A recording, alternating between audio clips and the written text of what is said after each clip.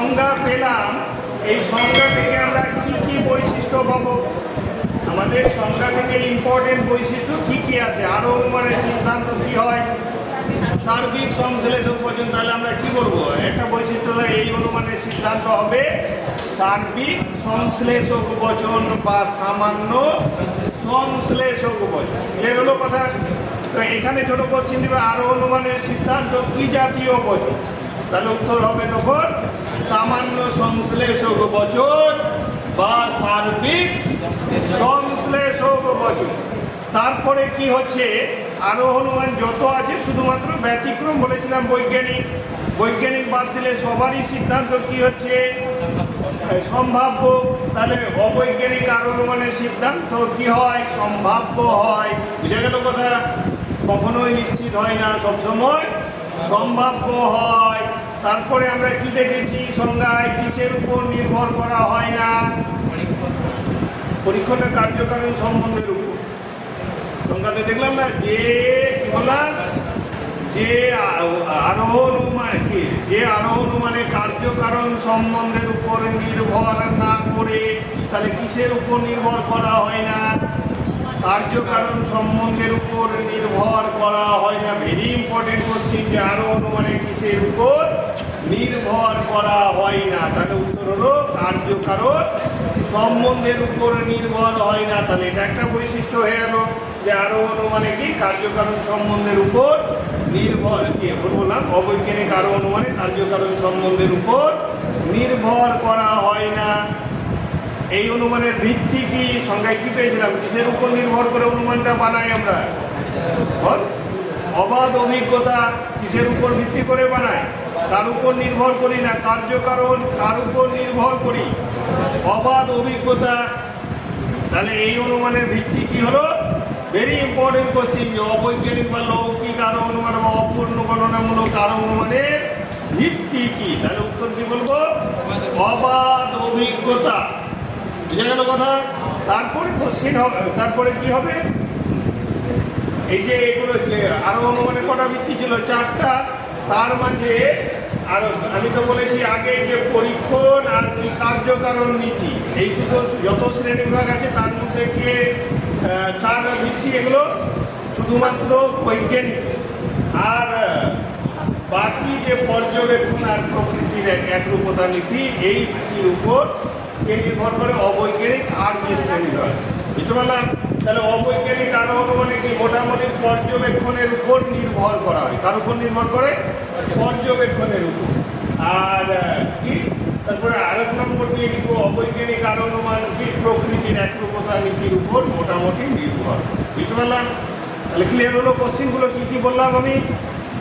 আরো একবার বলে দিচ্ছি, অবৈজ্ঞানিক আরো অনুমানের সিদ্ধান্ত কি জাতীয় বচন?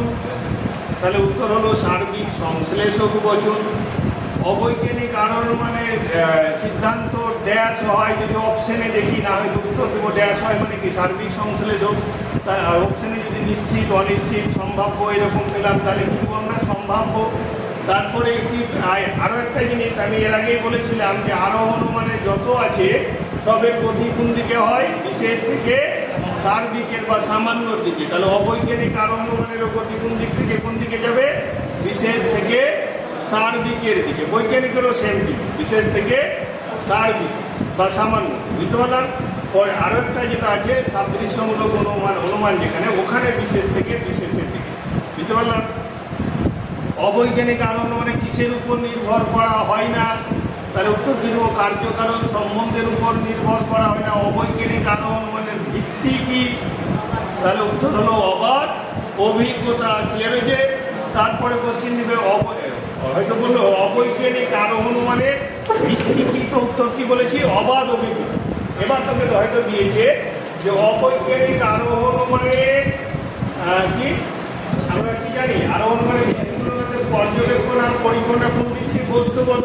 তো বলো অবৈজ্ঞানিক আরো অনুমানের বস্তুগত ভিত্তি। বলো অবৈজ্ঞানিক আরো অনুমানের বস্তুগত ভিত্তি কি? আর অপশনে 4টাই দিয়েছে। তো আমরা তো জানি যে কার্যকারণের প্রকৃত একরূপতা নীতি, এটি তো বস্তুগত ভিত্তি নয়, আকারগত। তাহলে ক্যান্সেল। পরীক্ষণটা কি? পরীক্ষণটা শুধুমাত্র বৈজ্ঞানিকের হয়, অবৈজ্ঞানিকেও হয় না। তাহলে এটাও ক্যান্সেল। তাহলে উত্তর কি থাকলো? পর্যবেক্ষণ। বুঝতে পারলাম? অবৈজ্ঞানিক আরোহণ মানে তেমনি ভাবে দিল আকারগত ভিত্তি, চারটায় অপশানে দিয়েছে। আমরা জানি যে পর্যবেক্ষণ আর পরীক্ষণ কি বস্তুগত ভিত্তি, তাহলে এটা হবে না। এবার কি লিখলো? প্রকৃতির একরূপতা নীতি আর কার্যকারণ নীতি আকারগত। তার মাঝে আমরা এর আগেই সংজ্ঞায় পেয়েছি যে কার্যকারণ নীতির উপর নির্ভর করে। তাহলে উত্তর কি দাঁড়ালো? প্রকৃতির একরূপতা নীতি। তাহলে অবৈজ্ঞানিক আরোহণ মানে আকারগত ভিত্তি কি? তখন উত্তর হলো প্রকৃতির একরূপতা নীতি। বস্তুগত ভিত্তি কি? তাহলে উত্তর হলো পর্যবেক্ষণ। আর যদি বলে অবৈজ্ঞানিক আরোহণ মানে ভিত্তি কি, তখন না পর্যবেক্ষণ না প্রকৃতির একরূপতা, তখন একবার সেই উত্তর হবে কি বললাম? অবাধ অভিজ্ঞতা। অবৈজ্ঞানিক আরোহণ মানে ভিত্তি কি, তখন উত্তর হলো অবাধ অভিজ্ঞতা। ক্লিয়ার হয়েছে কথা আমার? এবার আসি, একটা অবৈজ্ঞানিক আরোহণ মানে কি হয়? সবসময় কি হয়? সম্ভাব্য। কিন্তু সম্ভাব্যতারও তো তারতম্য আছে। কোনো ক্ষেত্রে কোনো অনুমানটা হয়তো বেশি সম্ভাব্য, কোনোটা হয়তো কম সম্ভাব্য। তো এই সম্ভাব্য তারতম্যটা যার উপর নির্ভর করে তাকে বলা হয়, মানে যে দিয়ে মাপা হয় সেটাকে বলা হয় মানদণ্ড। কি বলা হয়? এই মানদণ্ড। তো অবৈজ্ঞানিক আরোহণ মানে বেশ কয়েকটা মানদণ্ড আছে, সম্ভাব্যতার তারতম্য নির্ণয়ের জন্য বেশ কিছু মানদণ্ড আছে। বুঝতে পারলাম? বেশ কিছু মানদণ্ড আছে। মূল্যায়ন, এটাকে কি বলা হয়? মূল্যায়নের মানদণ্ড। একটা ভেরি ইম্পর্টেন্ট কোশ্চিন হয় যে অবৈজ্ঞানিক আরোহণ মানে একটি গুরুত্বপূর্ণ মানদণ্ড বা মূল্যায়নের মানদণ্ড। গুরুত্বপূর্ণ মানদণ্ড বা মূল্যায়নের মানদণ্ড লিখো, বা গুরুত্বপূর্ণ না দিয়ে যদি বলে একটি মানদণ্ড লিখো, তাহলে একটা মাথায় ওই রকম মানদণ্ড কয়েকটা আছে বললাম, তার মাঝে একটা মাথায় রেখে নিলে যেদিকে কোশ্চিন হোক হয়ে যাবে আমাদের। তো উত্তরটা হলো সাদৃশ্য দৃষ্টান্তে উল্লেখিত সদর্থক দৃষ্টান্তের সংখ্যা যত বেশি হবে, সদর্থক দৃষ্টান্তের সংখ্যা যত বেশি হবে, সিদ্ধান্তের সম্ভাব্যতা তত বেশি। কি বললাম? দেখো, অবৈজ্ঞানিক আরোহণ অনুমানের মূল্যায়নের মানদণ্ড হলো বা গুরুত্বপূর্ণ মানদণ্ড হলো সদর্থক দৃষ্টান্তের সংখ্যা যত বেশি হবে, সিদ্ধান্তের সম্ভাব্যতা তত বেশি হবে। বুঝা গেল কথা? ধর আমি যেমন কাকের উদাহরণ দিয়েছি, আজ পর্যন্ত যত কাক দেখেছি, আমি যদি 10টা কাক দেখে সিদ্ধান্ত করি সব কাক কালো, তাহলে সিদ্ধান্তের যে সম্ভাব্যতা থাকবে, আমি যদি 1000টা কাক দেখে সিদ্ধান্ত করি তাহলে সেটা কি নিশ্চয়তা বেশি হবে।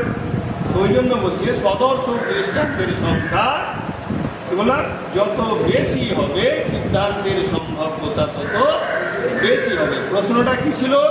অবৈজ্ঞানিক আরোহণ অনুমানের বা লৌকিক আরোহণ অনুমানের বা অপূর্ণ গণনামূলক আরোহণ অনুমানের মূল্যায়নের মানদণ্ড বা বলবে গুরুত্বপূর্ণ মানদণ্ড লিখো। তখন আমরা উত্তরে লিখবো সদর্থক দৃষ্টান্তের সংখ্যা যত বেশি হবে, সিদ্ধান্তের সম্ভাব্যতা তত বেশি হবে।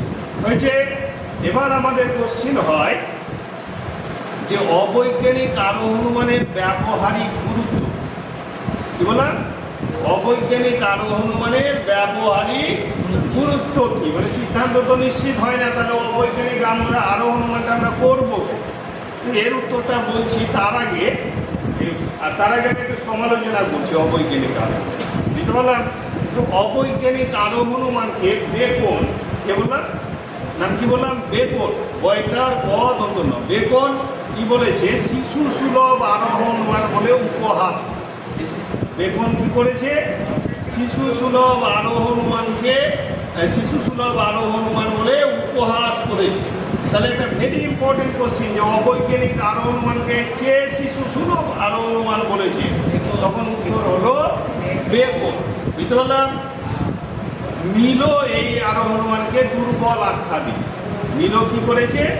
এই আরোহণ অনুমানকে দুর্বল বলে আখ্যা দিয়েছে। কিন্তু তারপরেও এই আরোহণ অনুমানের উপর ভিত্তি করে আমরা কি করি? আমরা আমাদের দৈনন্দিন জীবনে অহরহ সিদ্ধান্ত গ্রহণ করি। এর উপরে ভিত্তি করে আমরা কি করি? আমাদের দৈনন্দিন জীবনে অহরহ সিদ্ধান্ত করি। বুঝতে পারলাম? ধর বালক স্কুলে প্রথম কেউ ভর্তি হয়ে 2-4 জনের সাথে খারাপ ব্যবহার পেলাম, তখন আমরা কি সিদ্ধান্ত করলাম যে এই স্কুলে সবাই এটা আমরা কিসের উপর ভিত্তি করে সিদ্ধান্তটা করলাম? আমরা অবৈজ্ঞানিক আরো অনুমানের, তা আমরা চলার পথে অহরহ কি এই অনুমানের উপর ভিত্তি করে কি করে থাকি, সিদ্ধান্ত করে থাকি, বুঝতে পারলাম? তাছাড়া বিজ্ঞানও কি করে এই অনুমানকে প্রকল্প হিসাবে গ্রহণ করে তার কাজ শুরু, বিজ্ঞান কি করে এই অনুমানকে প্রকল্প হিসাবে গ্রহণ করে বিজ্ঞানকে তার কাজ শুরু করে, বুঝতে পারলাম? তো ওই জন্য মিল এই অনুমানকে অবৈজ্ঞানিক আখ্যা দিলেও এই অনুমানের গুরুত্বকে অস্বীকার করে। অবৈজ্ঞানিক নামটা কি দিয়েছে তাহলে? মিল। আর শিশু সুলভ আরো অনুমানকে বলেছে বেকন। ক্লিয়ার হলো? তাহলে আমাদের কি প্রশ্ন থেকে বললাম অবৈজ্ঞানিক আরো অনুমানের মূল্য বা গুরুত্ব, তখন আমরা লিখব আমরা আমাদের ব্যবহারিক জীবনে এই অনুমানের সাহায্যে অহরহ সিদ্ধান্ত করে থাকি। তাছাড়া বিজ্ঞানও এই অনুমানকে প্রকল্প হিসাবে গ্রহণ করে তার যাত্রা শুরু করে। বুঝতে পারলাম? অবৈজ্ঞানিক প্রশ্ন আবার বলছি, অবৈজ্ঞানিক আরো অনুমানের মূল্য বা গুরুত্ব। তাহলে আমরা কি করব?